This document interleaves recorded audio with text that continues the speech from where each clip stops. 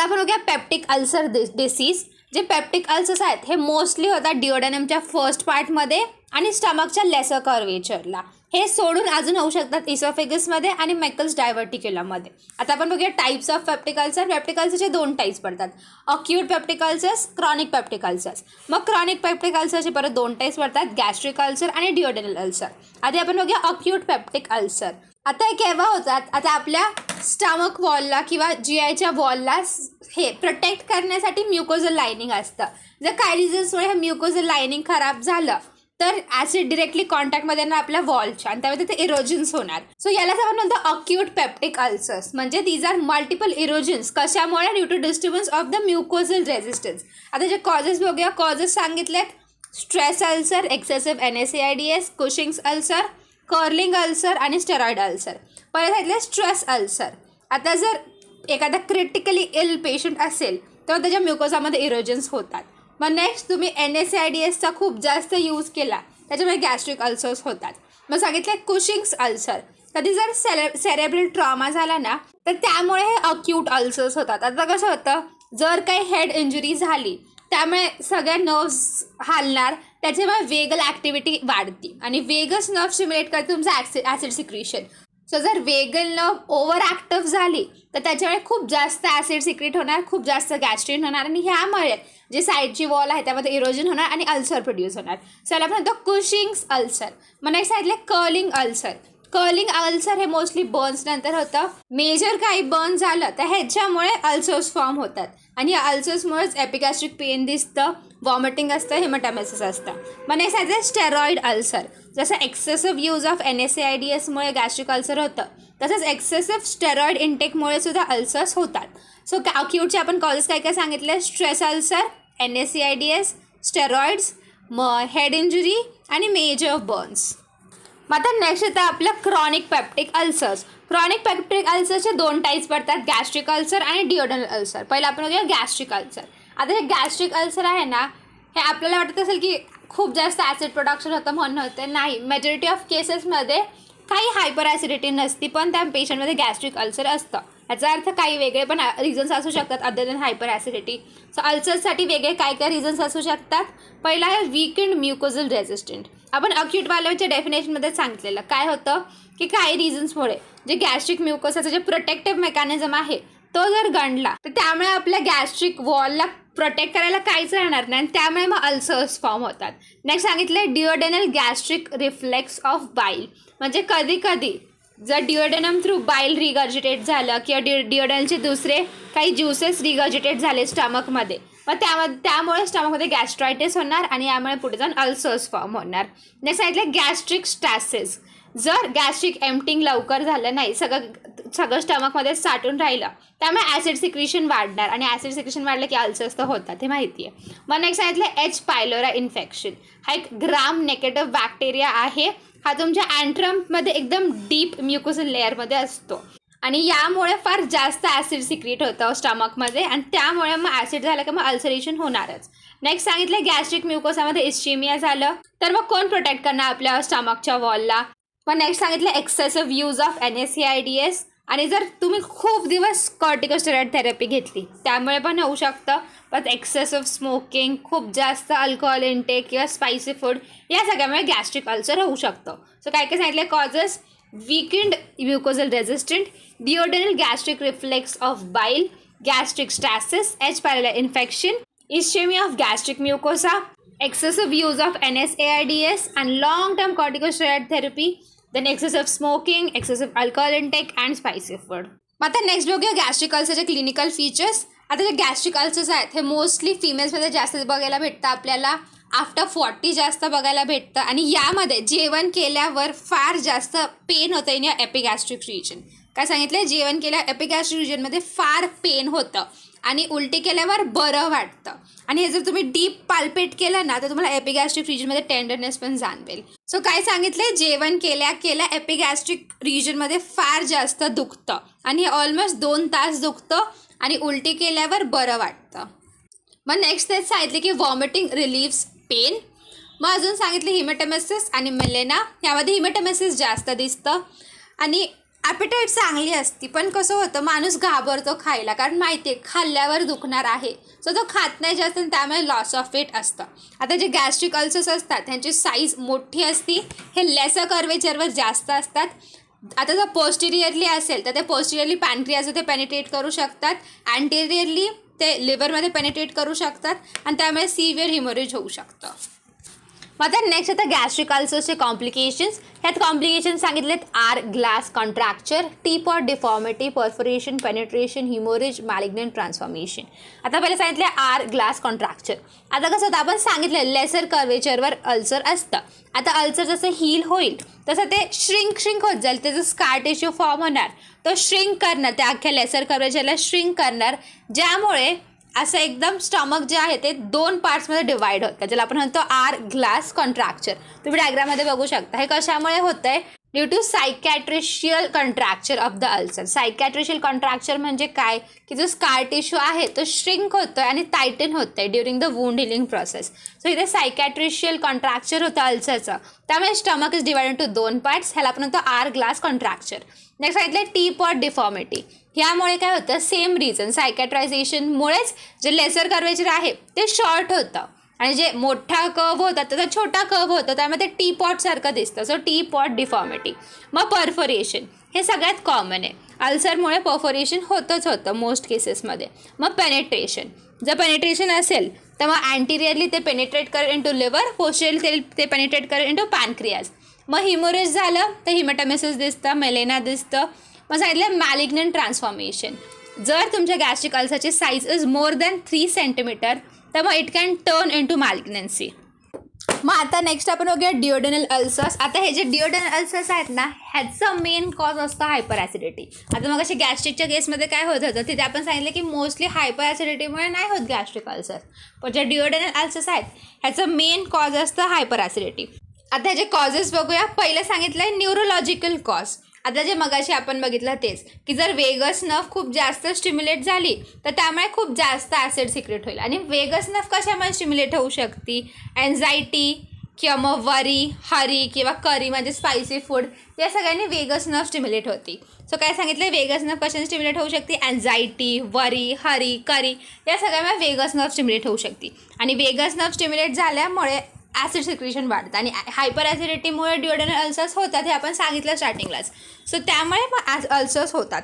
Next cause सांगितलं NSAIDS. पण NSAIDSमुळे gastric ulcer होतं rather than duodenal ulcers. NSAIDS हे गॅस्ट्रिक अल्सरचं कॉज सांगितलं रादर दॅन डिओडेनल अल्सर्स. मग येतात जेनेटिक कॉजेस. जर फॅमिली हिस्ट्री असेल डिओडेनल अल्सर्सची तर डिओडेनल अल्सर्स होण्याचे चान्सेस फार जास्त असतात. आणि ज्या लोकांचं O ब्लड ग्रुप असतं ना त्यांच्यामध्ये डिओडेनल अल्सर्सचे चान्सेस जास्त असतात, कारण ओवाले जे असतात त्यांच्यामध्ये खूप जास्त परायटल सेल्स असतात आणि परायटल सेल्सचं कामच असतं ॲसिड प्रोडक्शन. सो त्यामुळे ओवाल्यामध्ये डिओडेनल अल्सर्सचे जास्त चान्सेस असतात.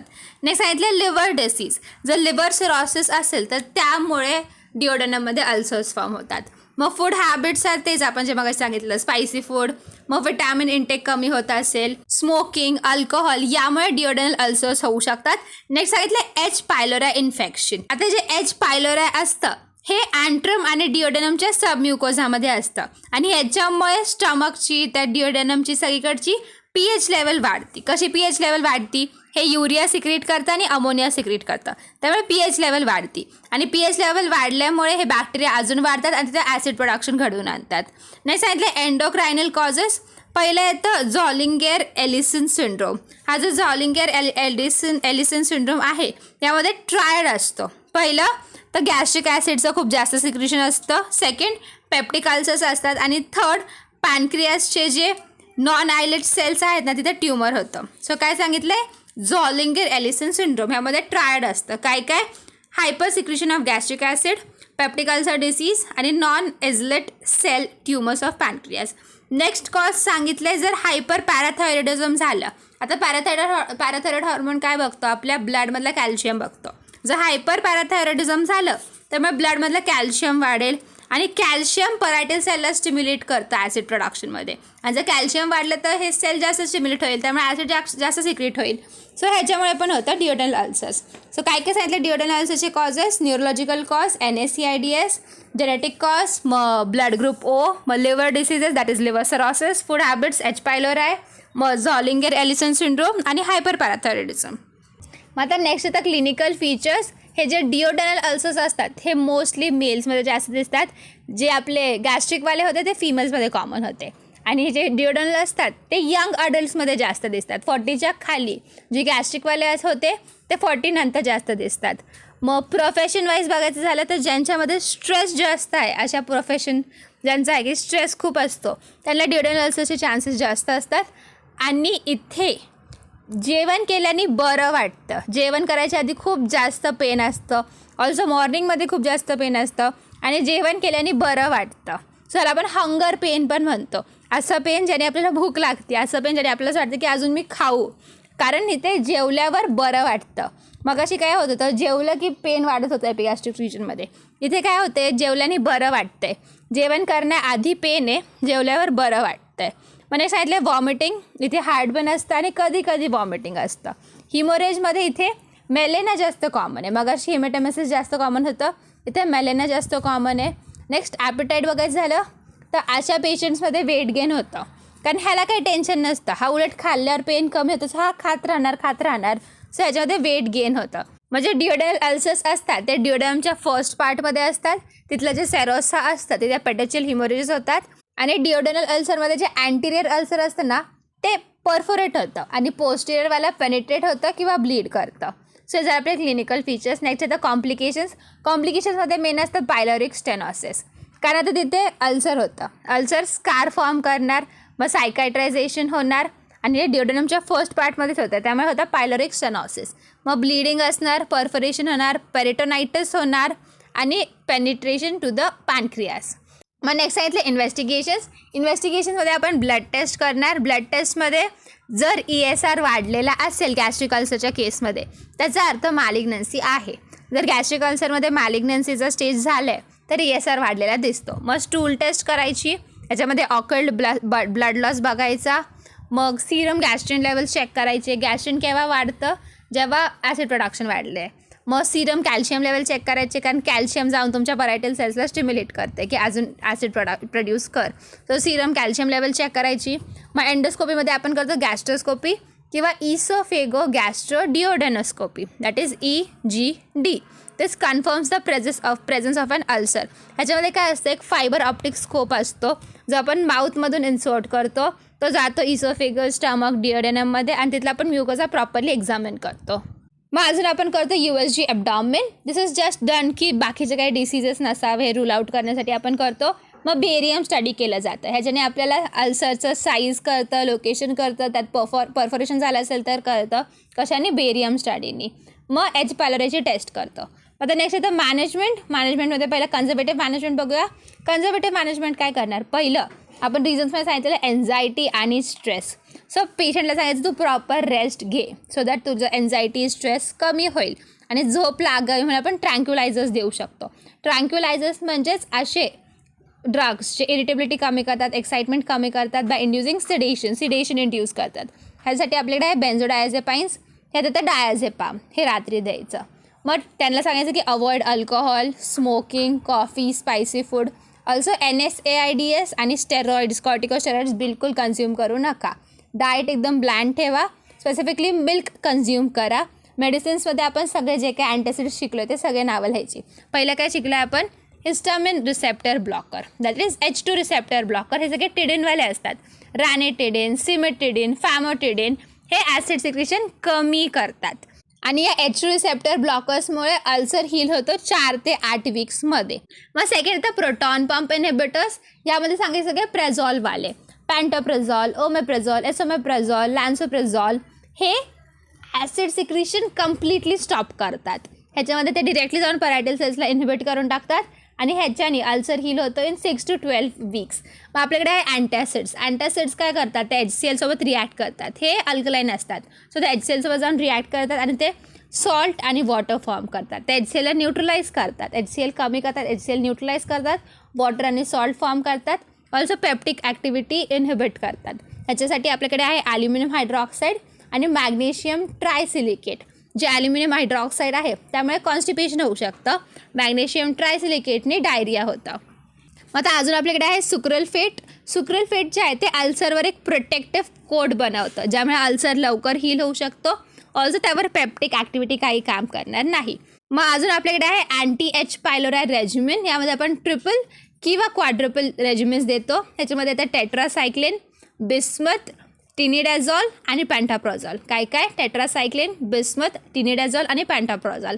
दिस is anti H pylori regimen. आपण मिझोप्रोस्टॉल देतो. मिझोप्रोस्टॉल स्पेसिफिकली दिलं जातं जेव्हा ulcers are caused by NSAIDs. So ते अल्सर्स कमी करण्यासाठी, हील करण्यासाठी आपण देतो मिझोप्रोस्टॉल. मग हे सोडून अजून आपण देतो अँटीबायोटिक्स. त्यामध्ये आपण देतो क्लॅरिथ्रोमायसिन 500 mg BD, अमॉक्सिसिलिन 1 ग्राम BD, मेट्रोनिडाझॉल 400 mg BD, tetracycline 500 mg daily. मग आपला अँटासिड बिस्मथ आणि प्रोटॉन पंप इनहिबिटर ओमेप्राझोल. आता नेक्स्ट आपण बघूया सर्जिकल मॅनेजमेंट. पहिले तर सर्जिकल मॅनेजमेंटचे इंडिकेशन्स काय सांगितलेत. पहिलं सांगितलं आहे की जर तुमची मेडिकल मॅनेजमेंट एवढं करून पण जर तो अल्सर हील होत नाही आहे, गॅस्ट्रिक अल्सर 2 महिने, डिओडनल अल्सर 6 महिने, एवढ्या दिवस तुम्ही मेडिकल मॅनेज करून पण जर तो अल्सर हील होत नाही आहे तर मग सर्जरी करावी.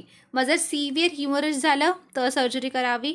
त्या अल्सरमध्ये परफोरेशन झालं तर सर्जरी करावी. आणि जर पेशंटला क्विक रिलीफ पाहिजे, त्याला सहन होत नाही आहे, तर ह्या केसमध्ये सर्जरी करावी.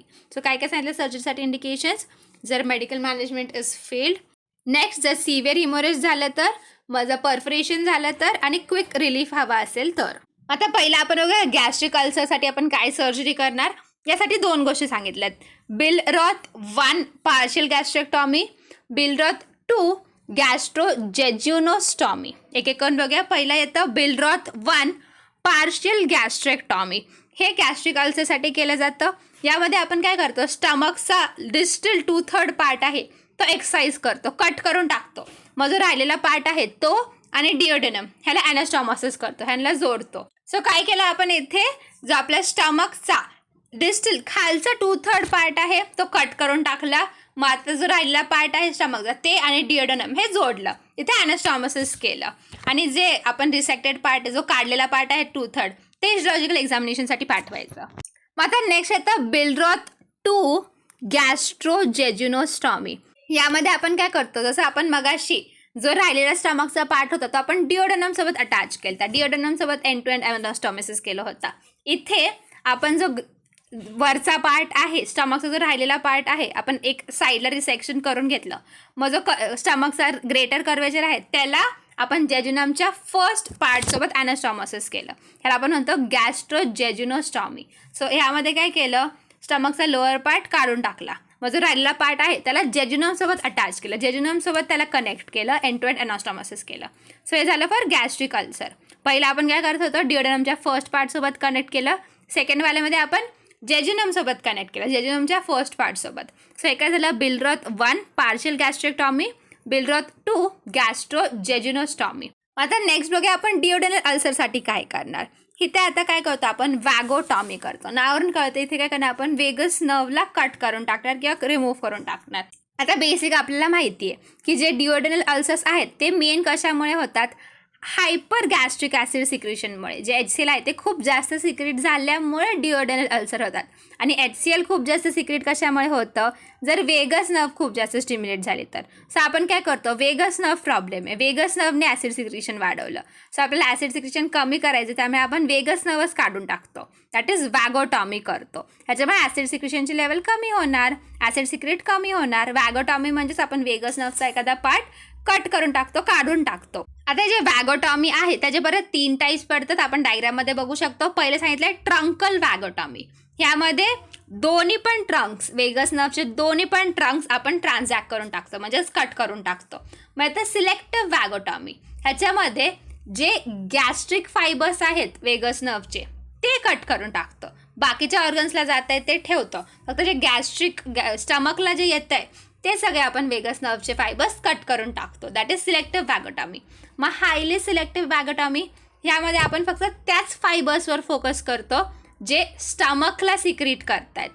त्याला आपण कट करून टाकतो. आणि ही बेस्ट प्रोसिजर आहे. कोणती? Highly selective vagotomy. यामध्ये आपण फक्त तेच फायबर्सला कट करतो जे स्टमकच्या सिक्रिटरी पार्टला हे करतात, सप्लाय करतात, त्यांचं आपण ट्रान्झॅक्शन करतो.